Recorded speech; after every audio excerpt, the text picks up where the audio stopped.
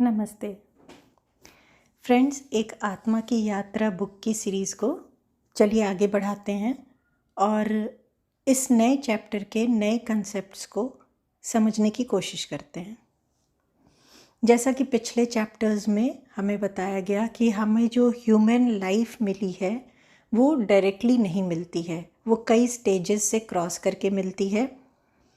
इन mineral से start होके छोटे एनिमल, बड़े एनिमल और बहुत सारे फेजेस हैं जिनकी डिटेल पिछले वीडियो में मैंने बताया है। इस चैप्टर में law of incarnation, law of Karma, पुनर्जन्म, कर्मा, अपने बॉडी के डिफरेंट लेयर्स, डिफरेंट डायमेंशंस, इन कंसेप्ट्स को डिफरेंट पार्ट्स में समझाया गया है। आइए इन्हें समझने की कोशिश करते हैं। ऑथर ने बहुत अच्छे से समझाया कि उन्हें इंडियन मॉन्क ने बताया कि हमारा ह्यूमन जन्म जो है वो कोई एक जन्म नहीं है कि एक बार हमने मनुष्य रूप में जन्म लिया और हमारी श्रृंखला ख़त्म हो गई। कम से कम 400 जन्म हम मनुष्य योनि में लेते हैं। 400 जन्म में शुरू के कुछ जन्म हमारी, क्योंकि हम आए एनिमल किंगडम से हैं, तो शुरू के कुछ जन्मों में हमारी क्वालिटीज़ जानवरों की तरह रहती हैं। पिछले वीडियो में आपने समझा था कि एनिमल किंगडम में क्या क्वालिटीज़ रहती हैं। सेल्फ डिफेंस की, मेन जानवर क्यों अपना सेल्फ डिफेंस करते हैं, खाने का इंतज़ाम करते हैं और बस रहते हैं। ह्यूमन टेंडेंसीज़ इनिशियल 100 से 200 जन्मों में, खासकर 100 जन्मों में जब हम ह्यूमन किंगडम में रहते हैं। ह्यूमन किंगडम में ऑलमोस्ट 400 जन्म होते हैं और इसमें शुरू के जो 100 जन्म हैं वो एनिमल की क्वालिटी लेकर के हम होते हैं। डिफरेंस बस इतना रहता है कि एनिमल्स कभी भी अपने ग्रोथ पे काम नहीं करते हैं। ह्यूमन किंगडम में जब हम आ जाते हैं तो हमारा मेन एम होता है अपनी ग्रोथ पे काम करना। हर एक सिचुएशन से, हर एक जन्म से कुछ ना कुछ सीखना, एक्सपीरियंस लेना और उससे अपनी ग्रोथ करना, आत्मा को और इवॉल्व करना और आगे बढ़ जाना। यहाँ पे लॉ ऑफ इनकारनेशन के बारे में बताया गया है कि पुनर्जन्म के कुछ नियम हैं और पुनर्जन्म क्यों होता है, क्यों हमें बार बार ह्यूमन किंगडम में एक जन्म से दूसरे जन्म से तीसरे जन्म क्यों ऐसे जन्म लेना पड़ता है। सबसे पहले आना ही क्यों होता है ना। आना इसलिए होता है क्योंकि हर जन्म से हमें कुछ ना कुछ एक्सपीरियंस और लेसन लेना है। आपको याद होगा जब पिछले वीडियो में हमने वो एग्ज़ाम्पल लिया था कि कृष्ण भगवान से जब पूछा गया कि आप तो इतना बड़ा युद्ध करने की ज़रूरत ही क्या थी, आप तो वैसे भी कौरव पांडव का फैसला कर सकते हैं, आप तो भगवान हैं। तो उन्होंने क्या कहा था, हर एक इंसान, चाहे वो यहाँ पे राजे के पोस्ट पे हो या फिर छोटा सा कोई सारथी हो या कोई भी सैनिक हो, उसकी एक अपनी जर्नी है। उसके अंदर, उस फिज़िकल बॉडी के अंदर एक सोल है। उस सोल को इवन उस युद्ध में जितने जानवर, हाथी, घोड़े, उन सब की एक स्टोरी है, जर्नी है। उनको कुछ ना कुछ यहाँ से एक्सपीरियंस लेना है, अपने आप को इस एक्सपीरियंस से ग्रो और इवॉल्व कराना है और तब यहाँ से जाना है, वरना जन्म लेने का मतलब ही क्या है। तो यहाँ पे भी वही प्रिंसिपल अप्लाई होता है कि पुनर्जन्म लेना मतलब बार बार जन्म लेना, पुनः जन्म लेना, फिर से जन्म लेना। फिर से मतलब इसके पहले भी लिया है, बाद भी लेंगे, ऐसे होगा। बहुत सालों तक ये श्रृंखला चलती रहेगी। इसके दो बेसेस हैं। एक है कि आपको अपने लाइफ में एक्सपीरियंसेस लेने हैं और नए लेसन्स को सीखना है जिससे आपके सोल की ग्रोथ हो पाए। और ये ग्रोथ की टेंडेंसी है या क्वालिटी है, ये एनिमल किंगडम में नहीं होती है। बहुत लास्ट स्टेज में थोड़ी बहुत माइन्यूट होगी, बट ह्यूमन किंगडम में ही होती है। दूसरी जो चीज़ है जो पुनर्जन्म के लिए रिस्पॉन्सिबल है वो लॉ ऑफ कर्मा है, जिसको कि यहाँ पे समझाया गया है ना। लॉ ऑफ कर्मा क्या है? लॉ ऑफ कर्मा आप सभी जानते हैं, जो हम कर्म कर रहे हैं। और हम कर्म क्या करते हैं? जैसे विचार होंगे वैसे कर्म करेंगे। लॉ ऑफ कर्मा हर एक एक्शन, हर एक इवन वर्ड जो हम बोलते हैं या करते हैं, हर एक कार्य जो हम करते हैं, उसका जो हमें रिज़ल्ट होता है वो मिलता ही मिलता है। हर एक कर्म का भोग भोगना है। अब वो कर्म अच्छा है तो अच्छे भोग मिलेंगे, बुरा है तो बुरे भोग मिलेंगे। ये बिल्कुल कॉज एंड इफ़ेक्ट पर काम करता है, जो बोगे वही पाओगे। जिस तरह आप देखते होंगे कि हम कभी किसी को बहुत हर्ट करते हैं, कहीं ना कहीं कुछ दिन बाद घूम कर सेम बिहेवियर, सेम साइकिल हमारे साथ कोई ना कोई और करके जाता है। इस चीज़ को अगर आप अपनी भी लाइफ साइकिल में देखेंगे तो आपके साथ ये होगा ही होगा। सपोज़ आप पे कोई बहुत ट्रस्ट कर रहा है, आप उसकी बैक बाइटिंग कर रहे हो, या आपने किसी के कुछ पैसे उठा लिए उसका ट्रस्ट का फ़ायदा उठा के, आप देखेंगे कि कुछ दिनों बाद कोई तीसरा पर्सन सेम चीज़ आपके साथ करके ही जाएगा। तो जो हम करेंगे हमें वापस मिलना ही मिलना है। हम पर है कि हम अच्छा कर रहे हैं या बुरा कर रहे हैं। जिस एनवायरनमेंट में हम रहते हैं, जो भी चीज़ें होती हैं वो हम सीखने लायक होती हैं, उसको हम सीखते हैं एज ए ह्यूमन बीइंग। पशुओं में ये चीज़ नहीं होती है। पशु के किंगडम में इसीलिए कहते हैं कि जैसे ह्यूमन किंगडम में 400 जन्म होते हैं, पशुओं में, एनिमल किंगडम में इतने सारे बर्थ नहीं होते हैं। क्यों नहीं होते हैं? क्योंकि वहाँ पहले तो लॉ ऑफ कर्मा अप्लाई ही नहीं होता है। दूसरा, वहाँ पे बहुत सीखने को नहीं है। जब मैं कह रही हूँ कि, या और बुक में ये मेंशन है कि जब सीखने की बात कर रहे हैं तो ज़रूरी नहीं है कि हम पॉजिटिव ही सीख रहे हैं। हम जिस एनवायरनमेंट में हैं वहाँ से पॉजिटिव भी सीख सकते हैं, नेगेटिव भी सीख सकते हैं। अकॉर्डिंगली हमारा थॉट प्रोसेस भी काम करता है, अकॉर्डिंगली हमारे कर्मा होते हैं। तो अगर हमने कुछ गलत सीख के गलत कर्मा किया है तो हम उसको इकट्ठा कर रहे हैं अपने लिए। अगर हमने सही सीख के सही कर्मा किया है, उसको इकट्ठा कर रहे हैं अपने लिए, किसी तीसरे से उससे मतलब नहीं है। पशु में ये चीज़ नहीं होती है। पशु अगर कुछ गलत भी करता है, अपने जीवन के लिए किसी को मार के खाता भी है, तो लॉ ऑफ कर्मा उस पर अप्लाई नहीं होता है। इसलिए पशु जन्म में कम बर्थ्स होते हैं। और ह्यूमन किंगडम में, क्योंकि आपको सीख के ग्रोथ करने के लिए ही भेजा गया है, आप इसीलिए आते हो। अगर आपने सीखा नहीं या गलत सीखा और ग्रोथ नहीं किया, अपने आप को इवॉल्व नहीं किया, तो आपको दोबारा आना है। तब तक आते रहना है जब तक आप अपनी ग्रोथ ना कर लेते हो।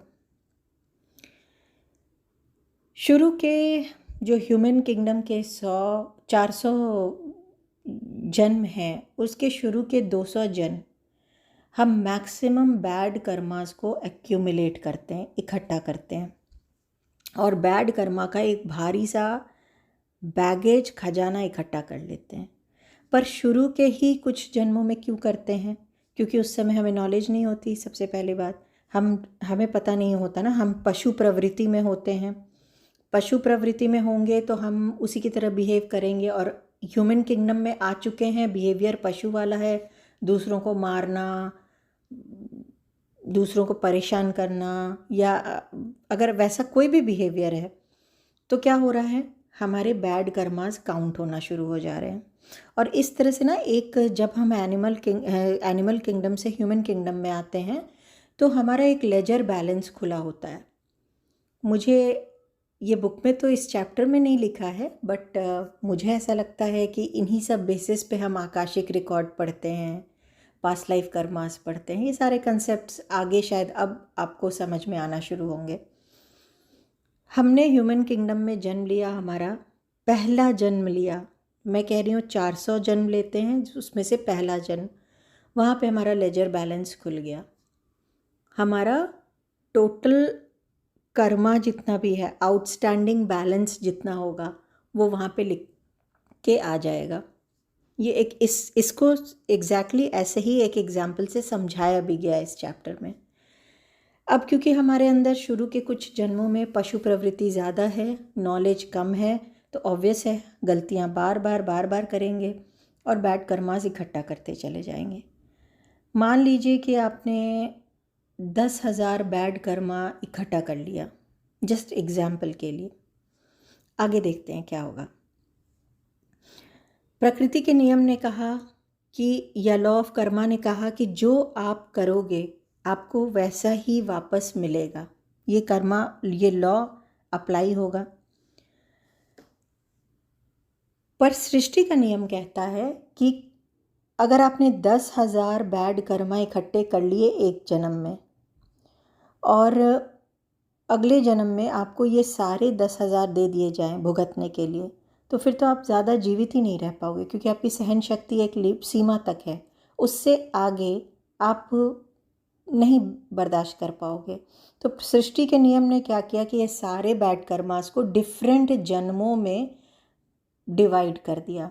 ये सारे जो बैड कर्मास हैं जिनको हमें भुगतना ही है, चाहे वो छोटे से हों या बड़े से हों, उनको एक ही जन्म में नहीं भुगतना है, क्योंकि हमें प्रकृति उतनी ही तकलीफ़ देगी जितना हम बर्दाश्त कर सकते हैं। डे टू डे लैंग्वेज में भी आपने इस चीज़ को सुना होगा कि जो जितना बर्दाश्त कर पाता है उतना ही दिया जाता है उसको, है ना। तो हम जितना बर्दाश्त मैक्सिमम कर पाएंगे, प्रकृति हमें वो हमारे कर्मा का हिसाब जन्मों के हिसाब से बांट देगी, और हम उसको फिर उस हिसाब से लेते रहेंगे और बियर करते रहेंगे, और बाद में बैलेंस भी करेंगे अच्छे जन्मों से, कर्मों से। नाउ जैसे जैसे हम अच्छे कर्म करते चले जाएंगे, बुरे कर्मों का इफ़ेक्ट कम होता जाएगा। जैसे जैसे हमारा जन्म बढ़ता रहता है, शुरू के सपोज़ 100 जन्मों में हमने कुछ कर्मा इकट्ठे कर लिए, समझ भी नहीं थी, नॉलेज नहीं थी, लेकिन हर जन्म से कुछ ना कुछ सीखा। हर जन्म से धीरे धीरे सीखते सीखते नेक्स्ट जो 100 जन्म होंगे, मतलब 101 से सपोज़ 200 जन्म, उनमें हमारे पास अब नॉलेज भी है पहले के कंपैरिजन में, और हमारी पशु प्रवृत्ति कम भी हुई है, क्योंकि हमने अपने को इवॉल्व किया है, ग्रोथ कराया है। पहले इसमें बताया ना कि पशु और मनुष्य में अंतर क्या हुआ। पशु मनुष्य में यही अंतर हुआ कि मनुष्य हमेशा अपनी ग्रोथ के लिए काम करता रहता है, एक्सपीरियंसेस से सीखता रहता है। तो हमने काम करके, सीख करके अपने नेक्स्ट जो जन्म है, हर जन्म में कुछ ना कुछ अपना इम्प्रूवमेंट दिखाया, ग्रोथ दिखाई। इससे क्या होगा, हमारे बैड कर्मास ऑटोमेटिकली धीरे धीरे कम भी होते रहेंगे, होंगे ज़रूर। ऐसा नहीं है, कोई जन्म ऐसा नहीं है जब हम कोई गलत कर्मा करें ही ना।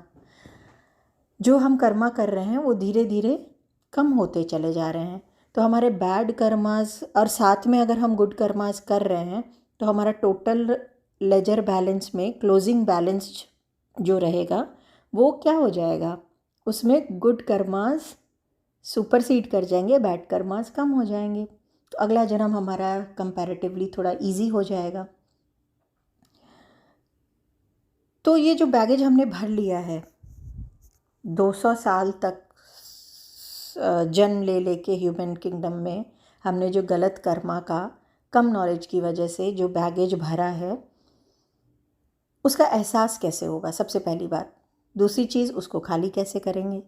उसका एहसास तो तब होता है ना जब सेम चीज़ हमारे साथ कोई और करता है। कहते हैं ना कि इस जन्म में अगर कोई तुम्हारा पैसा लेके भाग गया है, तुमने 100% पिछले जन्म में या किसी भी जन्म में उसके साथ से यही किया होगा, तो तुम्हारा लेन देन बच गया। जो लेमैन लैंग्वेज में हम बातें करते हैं, लेन देन बच गया है, उसी को पूरा करने के लिए वो आज इस जन्म में तुम्हारे ज़िंदगी में आया है। बहुत सारे कपल्स ऐसे होते हैं जिनका रिलेशन अच्छा नहीं चलता है। बहुत सारे टीनेजर्स होते हैं जिनका कि एक दूसरे को चीट कर देते हैं, या एक बहुत सिंसियर होता है, दूसरा चीट कर देता है। तो वहाँ भी कई बार स्टडीज़ में भी हमें ये चीज़ निकल के आती है कि लेन देन मतलब तुम्हारे जो तुमने वहाँ पे कर्मा पिछले किसी भी जन्म में किया हो, ज़रूरी नहीं कि एग्जैक्टली तुम्हारा पास्ट लाइफ का जो जन्म होगा उसी में किया, किसी में भी कर सकते हो, जो एक्यूमुलेट हो कि टुकड़े टुकड़े में प्रकृति ने डिवाइड किया है तुम्हें भोगने के लिए, वो तुम भोग रहे हो। तो अपनी हर परेशानी, हर मुसीबत, हर स्ट्रगल का कारण हम खुद होते हैं। इसीलिए कहते हैं कि दूसरों को दोष ना दो, ये हम ही ने कमाई की है पिछले जन्म में जो इस बार हमें मिल रही है, चाहे वो सुख हो या दुख हो। तो इसका एहसास कब होता है, जब सेम चीज़ कोई और हमारे सामने आकर करता है हमारे साथ। कहीं ना कहीं हमारे सबकॉन्शियस माइंड को इस चीज़ का एहसास हो जाता है। अब इन बैड कर्मास के जो बैगेज भर लिया उसको खाली कैसे करें। तो नेचुरल है, इसको अपने अच्छे कर्मा से ही बैलेंस कर सकते हैं। खाली करना तो काफ़ी मुश्किल है, बैलेंस कर सकते हैं जिससे कि अच्छे कर्मा का भार ज़्यादा हो, बुरे कर्मा का भार हल्का हो जाए। इस चैप्टर में बहुत अच्छे से एक लेजर बैलेंस का एग्जाम्पल लेकर समझाया गया कि सपोज़ अगर आपका 201वां जन्म है और आप पीछे 200 जन्म से बैड कर्मा करते करते, फॉर एग्ज़ाम्पल अगर आपने 10,000 बैड कर्मा इकट्ठा कर लिया है और सृष्टि के नियम के अनुसार, क्योंकि वो एक ही जन्म में सारा नहीं बियर करना है, तो मान लीजिए कि 202वें जन्म में जो नेक्स्ट बर्थ आपका होगा, सपोज़ आपको 1500 बैड कर्मा बियर करना है, ठीक है। अब ये 1500 तो आपको करना ही है और आपने 1000 बैड कर्मा इस जन्म में फिर कर लिया, जो आपका नया जन्म हुआ, 202वां जन्म हुआ, तो टोटल 2500 बैड कर्मा हो गए। अब ये 2500 बैड कर्मा में अगर आपने इन बैड कर्मास के साथ साथ 3000 गुड कर्मा कर लिया, तो आपका रेशियो क्या हो गया? 3000 माइनस 2500, 500 गुड कर्मा आप प्लस में हो। तो नेक्स्ट बर्थ में जब आप जाओगे तो आपके जितने बैड कर्मास का, जैसे इस बार 1500 था आउट ऑफ दोज 10,000, वो उसमें से 500 माइनस हो जाएगा। तो आपने अपने बैड कर्मा के इफ़ेक्ट को कम कर लिया। इसीलिए हम कहते हैं ना कि कर्मा के बारे में हम सब बहुत बातें करते हैं। तो इस तरह से कर्मा का नियम लागू होता है। जितने आप अच्छे कर्म करते जाओगे, इस जन्म में जो भोगना है वो तो भोगोगे, अगले जन्म के लिए उसको कम करते जाओगे। आप अपना हिसाब किताब अच्छा करते चले जाओगे। जिस तरह से अकाउंट्स की बुक में होता है डेबिट क्रेडिट। डेबिट मतलब जितना कम हो रहा है, क्रेडिट मतलब जितना बढ़ रहा है। तो आप पर है ना कि आप पैसे का क्या हिसाब किताब कर रहे हो और आपका लेजर बैलेंस कैसा बन रहा है। प्रकृति में भी कर्मा का यही नियम है। सेकंड पार्ट में चैप्टर के बहुत अच्छे से समझाया गया है प्रकृति के शाश्वत नियम को। किस तरह ह्यूमन जो है एक अविकसित मनुष्य से जंगली में, जंगली से विकसित मनुष्य में ट्रांसफॉर्म होता है, और किस तरह से सोल अविकसित मनुष्य मतलब आप समझ लीजिए गोरिल्ला जैसे, जिसका कि डेवलपमेंट का कुछ भी नहीं है, जिसका थोड़ा भी विकास नहीं हुआ है, लेकिन भी उसके अंदर सोल होती है और सोल मेंटली डेवलप हो रही होती है। मेंटली वो सोल इवॉल्व हो रही होती है। ऐसा नहीं है कि वो बिल्कुल ही ग्रोथ नहीं कर रही है। वहाँ से अनसिविलाइज्ड पर्सन, जैसे जंगली जो जंगलों वगैरह में रहते हैं वो लोग, तो वो भी एज़ कंपेयर टू अविकसित मनुष्य, मतलब गोरिल्ला से अनसिविलाइज्ड ट्राइबल्स समझ लीजिए, वो तब भी कुछ ज़्यादा इवॉल्व रहेंगे, ज़्यादा ग्रो किए हुए रहेंगे, और वहाँ से फिर लर्न करके, एक्सपीरियंस ले करके हम विकसित मनुष्य में आते हैं। ये प्रकृति के नियम ही हैं। यानी हर जन्म में, चाहे गोरिल्ला हो, जंगली हो, विकसित मनुष्य हो, कुछ न कुछ सोल एक्सपीरियंस कर रही है। उसको जो सफरिंग मिली, एक्सपीरियंस मिला, वो उसका मेंटल डेवलपमेंट करता है, मानसिक रूप से सोल का विकास करता है, और ये सारे एक्सपीरियंसेस और फीलिंग्स सोल के साथ जुड़ते चले जाते हैं। ठीक है। इस तरह से सोल की हर फेज़ में, हर बर्थ में कुछ ना कुछ ग्रोथ होती रहती है। और इस सीरीज़ में हम एक मिनरल से, खनिज पदार्थ से ह्यूमन सोल तक आते हैं।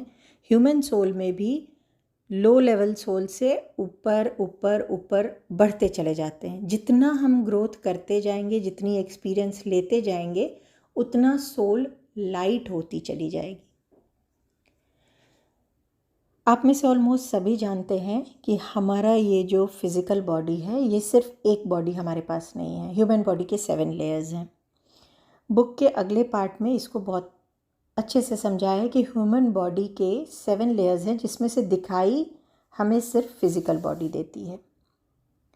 बाकी कोई भी पार्ट दिखाई नहीं देता, जो आपका emotional, etheric, mental, spiritual, divine, जो भी बॉडी लेयर्स हैं वो नहीं दिखाई देते हैं। लेकिन इनका बहुत अहम रोल होता है हमारे सोल की जर्नी में। सोल क्या है? इन सब में सबसे सूक्ष्म फॉर्म हो गया। ठीक है। ये सोल जब तक बॉडी के अंदर है तब तक हम, हमारी फिज़िकल बॉडी के अंदर है तब तक जीवित हैं। कोमा पेशेंट को आपने देखा होगा, कोमा के पेशेंट्स, उनकी सोल बॉडी के अंदर रहती है, भले ही वो बहुत एक्टिव नहीं है या रिस्पॉन्सिव नहीं है, लेकिन जब तक वो सोल है उसको हम डेड घोषित नहीं करते हैं। तो दैट मीन्स शरीर के अंदर सोल है, ठीक है। हम जब पैदा होते हैं तो हमारी बॉडी का फिज़िकल बॉडी के साथ साथ मेंटल बॉडी भी हमारे साथ आती है। मेंटल बॉडी जो सोल है, वो सोल के साथ कुछ मेमोरीज़ हैं, एक्सपीरियंसेस हैं, हमारी मेंटल इमोशनल बॉडीज़ हैं, वो सब हमारे साथ आती हैं, लेकिन दिखाई नहीं देंगी। दिखाई सिर्फ फिज़िकल बॉडी देगा कि एक मेल या फीमेल पैदा हुआ है, तो उसके अंदर के सोल की अपनी एक स्टोरी होती है, एक जर्नी होती है। इस सोल के ऊपर इतने लेयर्स होते हैं, इतने घेरे होते हैं कि हम अपनी फ़िज़िकल बॉडी को ठीक से देख के अंदर के लेयर्स या बाहर के लेयर्स को ठीक से देख समझ नहीं पाते हैं। परेशानी सिर्फ इतनी सी है, और इसको देखने समझने के लिए ही मेडिटेशन और स्पिरिचुअलिज़म का सहारा लिया जाता है। जिस तरह से आपने अगर एक शर्ट पहन रखी है, शर्ट के अंदर आपने इनर शर्ट पहन रखी है, तो आप इनर शर्ट को नहीं देख पा रहे हैं, आप शर्ट को देख पा रहे हैं। उसी तरह हम अपने सोल, हमारी जो सोल है उस पर इतने लेयर्स चढ़ा दिए जाते हैं जन्म दर जन्म कि अंदर से उसको देखना हम डे टू डे लाइफ में मुश्किल हो जाता है बिना किसी स्पिरिचुअल प्रैक्टिस के। ये जो फिज़िकल बॉडी है उसकी डेंसिटी सबसे ज़्यादा होती है। जो बॉडी के 7 लेयर्स हैं उनमें फ़िज़िकल बॉडी की डेंसिटी सबसे ज़्यादा है। डेंसिटी मतलब जो जितने एटम्स हैं, जितने सेल्स हैं, वो कितने पास पास हैं, वो उसको डेंसिटी बोल रहे हैं। तो इतनी डेंस के नीचे जो शरीर का और आवरण है वो उतना डेंस है नहीं, तो फिर हैवी या ज़्यादा प्रोमिनेंट क्या हो जाता है, फिज़िकल बॉडी। जबकि इम्पॉर्टेंट हमारा बॉडी का और पार्ट भी है, जो हमारे बॉडी की हमारा मेंटल बॉडी है, उसमें हमारे हर जन्म के एक्सपीरियंसेस और फीलिंग्स स्टोर्ड होते हैं, और ये एक बहुत अहम रोल प्ले करता है हमारी जब हम जिंदा हैं तब भी, और हमारे डेथ के बाद की जर्नी में ये मेंटल बॉडी बहुत इम्पॉर्टेंट रोल प्ले करता है along with the astral body. जब डेथ होती है तो सोल फिज़िकल बॉडी छोड़ देती है, लेकिन हमारा मेंटल एस्ट्रल बॉडी वो ज़िंदा रहता है कुछ समय के लिए। ऐसा नहीं है कि उसकी डेथ नहीं होती है, डेथ होती है, लेकिन कुछ समय के लिए जीवित रहता है। फिज़िकल बॉडी इमीडिएट उसकी डेथ हो जाती है। जैसे ही सोल निकलती है फिज़िकल बॉडी का अस्तित्व खत्म हो जाता है। जिस तरह से एक कंट्री में डिफरेंट शहर हैं, जैसे इंडिया में दिल्ली, मुंबई अलग अलग हैं, कलकत्ता, वैसे ही पूरे स्पेस में अलग अलग डायमेंशंस हैं। हम अर्थ पे रहते हैं, इसके आगे एस्ट्रल प्लेन है, उसके आगे मेंटल प्लेन है, इन सब की डिटेल आगे के चैप्टर में है। हमारी फिज़िकल डेथ जब होती है तो हम कहाँ हैं, हम उस टाइम अर्थ पे होते हैं, ठीक है। आप समझ लो, अगर इसको हम ले लें कि हम अभी दिल्ली में हैं और हम यहाँ से दिल्ली शहर को छोड़ करके अब कहीं नए शहर सपोज़ मुंबई जा रहे हैं, वहाँ की जर्नी की तैयारी, दिल्ली शहर छोड़ चुके हैं और मुंबई जा रहे हैं, ये हमारे डेथ की कंडीशन है और सोल की जर्नी, इसको ऐसे समझिए। तो अलग अलग जगह से होकर भी जाएंगे, अलग अलग एक्सपीरियंसेस होंगे, फाइनली वहाँ पहुँचेंगे मुंबई। हो सकता है मुंबई से आगे फिर कोलकाता पहुँच जाएं, वहाँ से आगे कहीं और पहुँच जाएं। तो जिस तरह से ऐसे नॉर्मल लाइफ में हम जर्नी करते हैं, सोल की भी अलग अलग प्लेन्स में इस तरह की जर्नी होती है। पर जब आपको ये समझाया जा रहा है कि हमारी फ़िज़िकल बॉडी की डेथ हुई तो मेंटल या एस्ट्रल बॉडी जीवित रहता है थोड़ी टाइम तक, वो कैसे होता है ये समझना बहुत इम्पॉर्टेंट है। और बहुत बार आपने ऐसे भी देखा होगा कि हम सोल मतलब कुछ एक आप पिक्चर्स वगैरह में देखते होंगे कि वाइट कलर का धुएं जैसा फिगर, तो ऐसा नहीं होता कि वो कोई धुआं है या भूत है, ऐसा नहीं है। ये एक वायवीय तत्व है, एयर एलिमेंट होता है, एक मतलब एयर गैशियस एलिमेंट होता है, जिसको कि आप ऐसे खुली आंखों से नहीं देख सकते हैं। हमारे फिज़िकल बॉडी के चारों तरफ एक वायवीय तत्व होता है। ये इसमें जो एनर्जीज़ होती हैं ये हमारे नसों में दौड़ती हैं। आपने देखा होगा कि अगर हम बेहोश होते हैं, जब ये एनर्जी का कहीं पे ब्रेक लगता है, कहीं पे रुक जाती है, तो कुछ देर के लिए हम बेहोश हो जाते हैं। ये कम्प्लीटली एनर्जी कट जाएगी अगर फिज़िकल बॉडी से, तो हमारी डेथ हो जाती है। ये बहुत सिंपल है समझने में। ऐसे समझ लीजिए कि एक इलेक्ट्रिसिटी की वायर है। अगर आपने कोई बल्ब लगा रखा है तो बल्ब में एक वायर से इलेक्ट्रिसिटी है और वो सॉकेट में लगा हुआ है। अगर आपने स्विच को ऑफ़ किया तो थोड़े टाइम के लिए टेम्परेरली वो इलेक्ट्रिसिटी का कनेक्शन उस वायर से रुका रहेगा, बल्ब तक नहीं जाएगा। यहाँ पे आप इलेक्ट्रिसिटी को प्राण ऊर्जा समझ लीजिए, बल्ब को अपना फिज़िकल बॉडी समझ लीजिए। तो वो क्या हो रहा है, जिस तरह से आपको कह रही हूँ कि एयर एलिमेंट हमारे बॉडी से फिज़िकल बॉडी के चारों तरफ रहता है, तो यहाँ पे अगर आपने स्विच ऑफ किया है, बल्ब बंद है, तो वो हमारे फिज़िकल बॉडी के रेफरेंस में लीजिए तो वो बेहोशी की हालत है।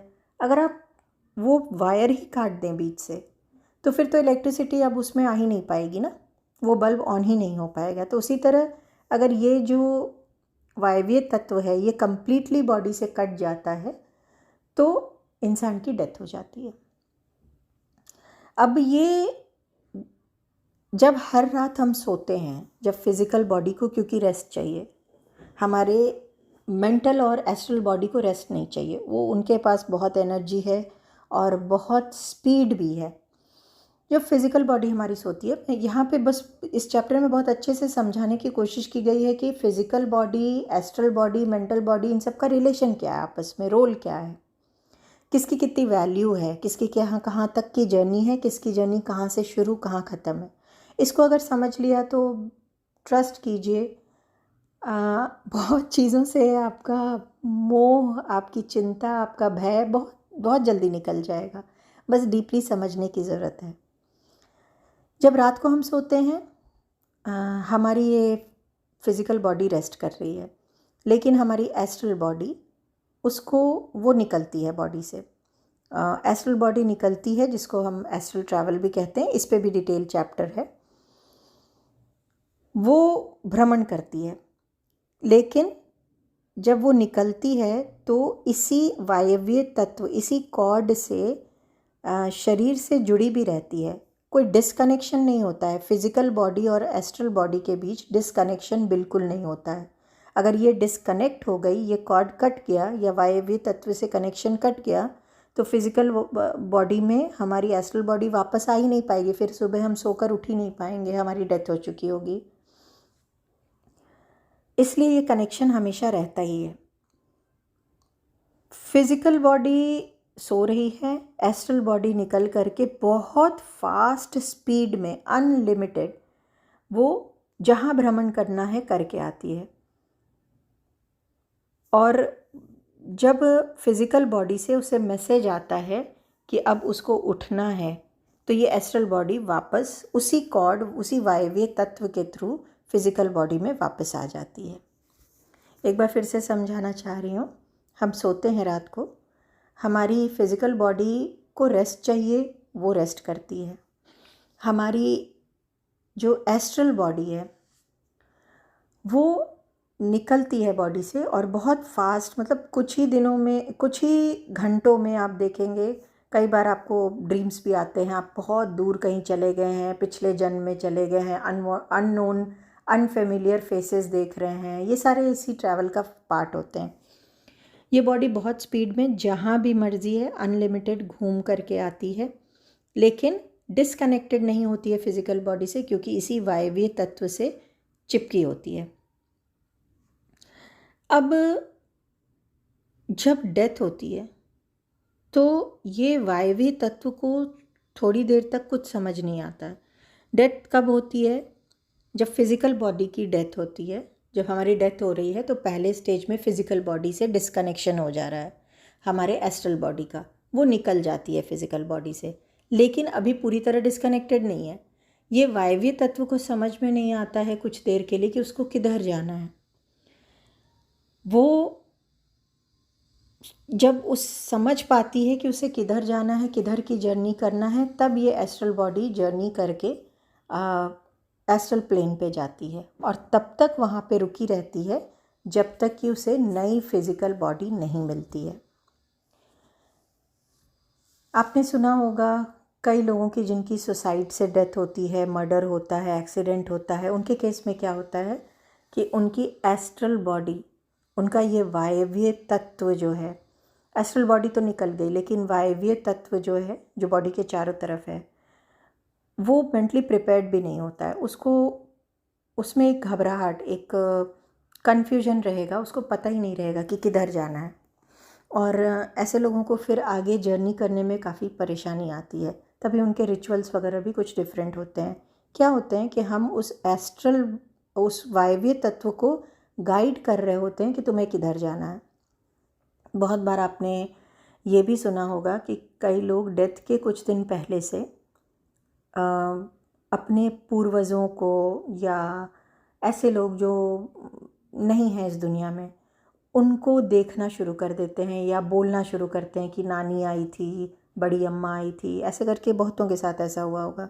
तो ये क्या हो रहा है, जब एस्ट्रल बॉडी वायवीय तत्व से डिस्कनेक्ट नहीं होती है, समझ नहीं पाती, जिसको नॉलेज है, जिसको इन बातों की नॉलेज है कि जीवन का सत्य यही है या मेरी इस जन्म का सत्य यही है कि एक दिन ऐसा आएगा कि मेरी फिज़िकल बॉडी की डेथ हो जाएगी, फिर जो मेरी एस्ट्रल बॉडी है, जिसको आप सोल समझ रहे हैं, वो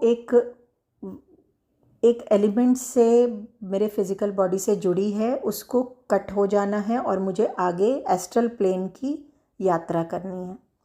अगर ये समझ, ये नॉलेज आपको है तो आपके वायवीय तत्व को अच्छे से पता है कि उसकी जर्नी क्या है, तो वो बहुत आसानी से आप अपने सोल को रिलीज़ करेंगे।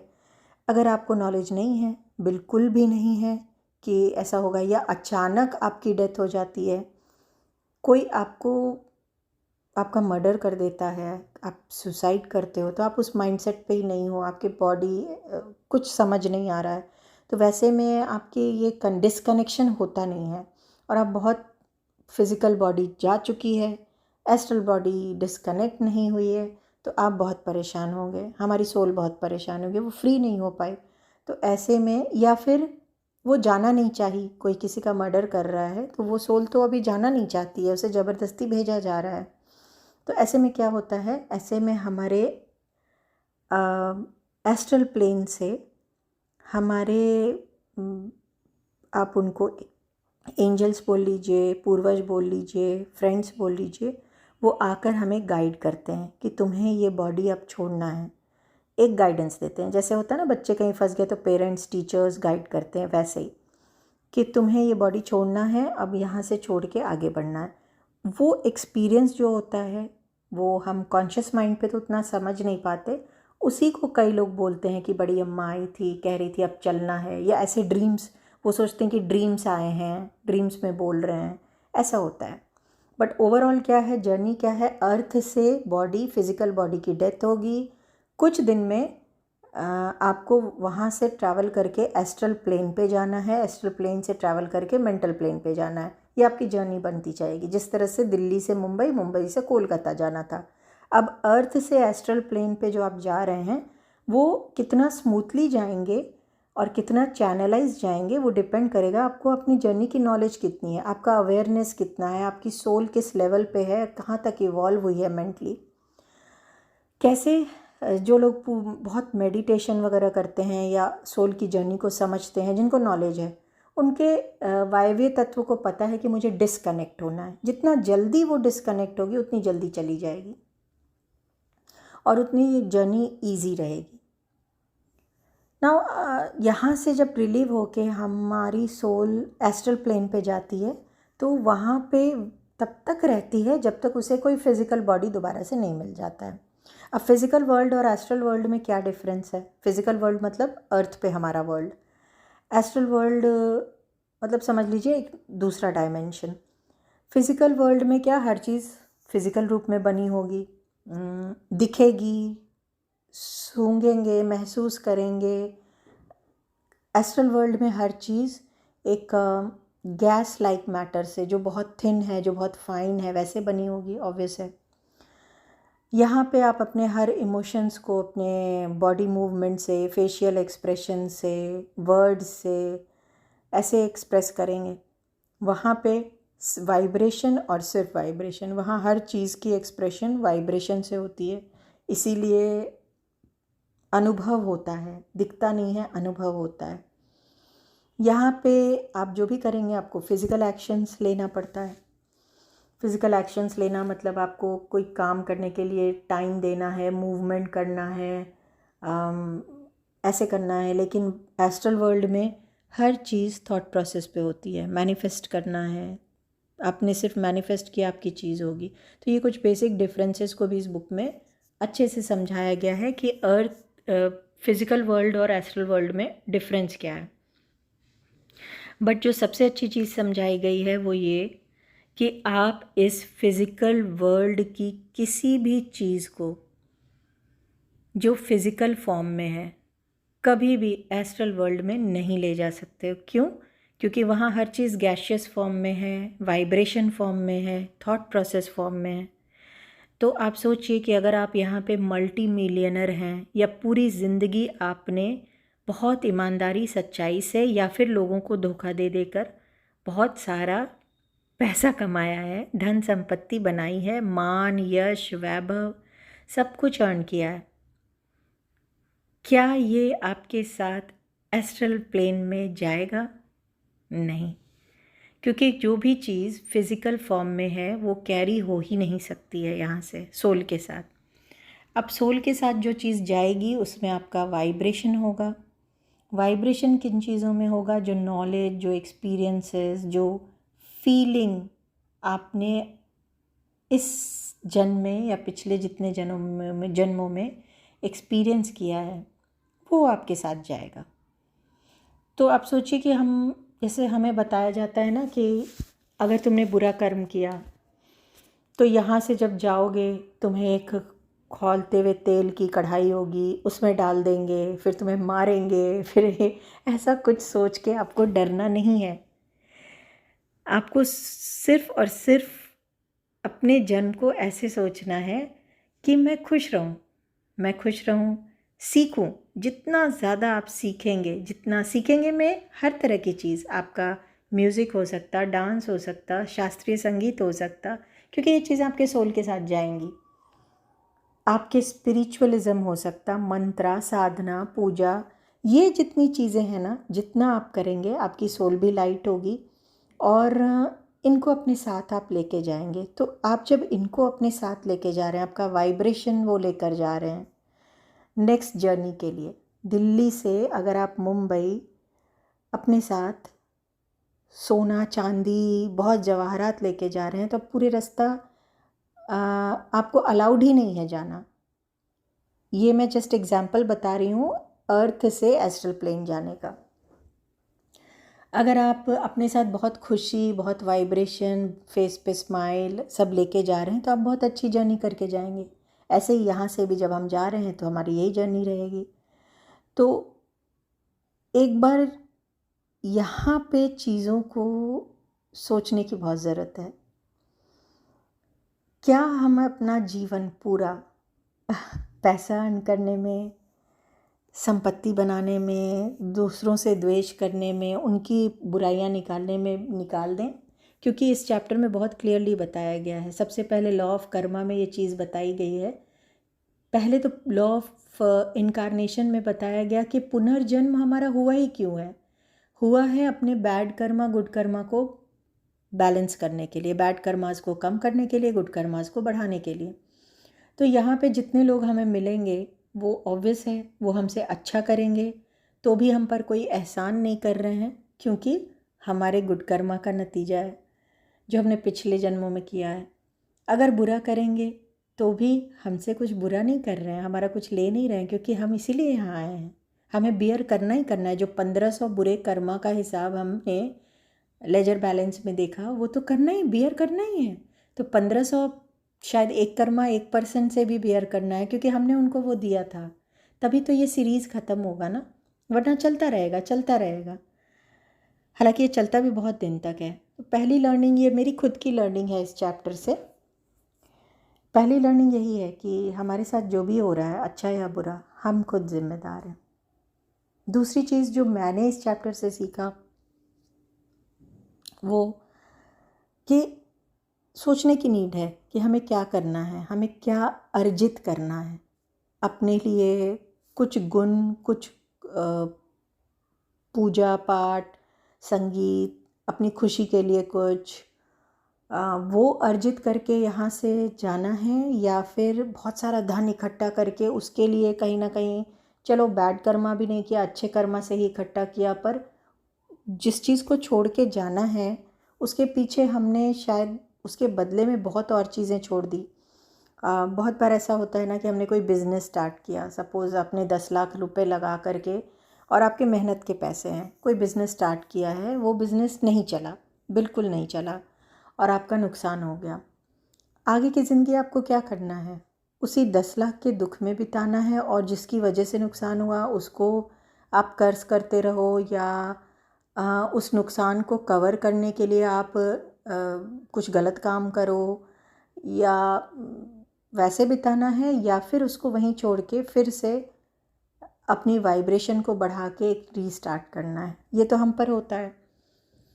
मैंने यहाँ ये सीखा है कि हमारी सोल को हम जैसे जैसे जितना लाइट करते जाएंगे, जितना जितना चीज़ों को छोड़ना सीखेंगे, उतनी जल्दी जल्दी हमारा अर्थ से एस्ट्रल प्लेन पे ट्रैवल जो है वो बहुत इजी होगा। सोल को लाइट कैसे करते हैं? नॉलेज जितनी होगी उतना सोल लाइट होगी। जितना आपके अंदर नॉलेज होगी उतना आप लोगों से कंपटीशन, झूठ बोलना, धोखा करना, गलत कर्मों से बचे रहोगे। जितना आप मेडिटेट करोगे उतना आप चीज़ों को छोड़ना सीखोगे और काम और स्थिर होना सीखोगे। जितना आपके अंदर स्पिरिचुअलिज्म रहेगा उतना आप सही गलत का फ़ैसला करना सीखोगे। ऐसी छोटी छोटी चीज़ें हैं जो अगर हम अपनी लाइफ में लाते हैं, मैं नहीं कहती कि बहुत बड़े कोई दान धर्म कीजिए, सिर्फ अपनी सोल को संभाल लीजिए, अपनी जर्नी को संभाल लीजिए। तो हार्डकोर फैक्ट यही है कि जब फिज़िकल बॉडी की डेथ होगी, हमें अपने वायव्य तत्व को तैयार रखना है बॉडी छोड़ने के लिए। जितना सोल लाइट होगी उतनी जल्दी वो बॉडी छोड़ेगा और उतनी जल्दी हम आगे की जर्नी करेंगे ना। आप बोलेंगे कि पहले ये जन्म तो जी लूँ मरने की, और उसके बाद में देखेंगे। अगर यही सोच रखेंगे तो बिलीव कीजिए कि आपको ये जन्म नहीं, ऐसे ऐसे बहुत जन्मों को झीलना पड़ेगा, और फिर कोई भी ब्रह्मा भी आपकी हेल्प नहीं कर पाएंगे। जब तक हम जी रहे हैं, क्यों डे टू डे पे अच्छे कर्मा, अच्छे विचार रखने चाहिए, क्यों माफ़ करना सीखना चाहिए, क्यों थैंक्स देना सीखना चाहिए, क्यों दूसरे के पैसे को दूसरे को ही तक ही रहने दो, अपनी मेहनत से 2 रुपए ही कमाओ वही काफ़ी है। क्यों ऐसी थॉट्स रखने चाहिए? क्योंकि ये जो हिसाब किताब चल रहा है ना गुड कर्मा बैड कर्मा का, वो लेजर बैलेंस में हमें गुड कर्मा को उठाना है। अगर हम हर जन्म में बैड कर्मा उसमें और ऐड ऑन करते रहेंगे तो फिर हम सोचिए कि कितने जन्मों तक यहाँ फंसे रहेंगे। फिर शुरू के 200 जन्म नहीं, उससे कहीं ज़्यादा हम बैड कर्मा का बैगेज बढ़ाते रहेंगे। आई होप कि इन कंसेप्ट्स को चैप्टर के थ्रू समझाने और बहुत इजी लैंग्वेज में समझाने की मेरी एक छोटी सी कोशिश कामयाब रही होगी।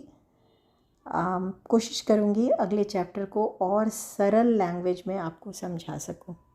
मुझे सुनने के लिए आप सभी का धन्यवाद।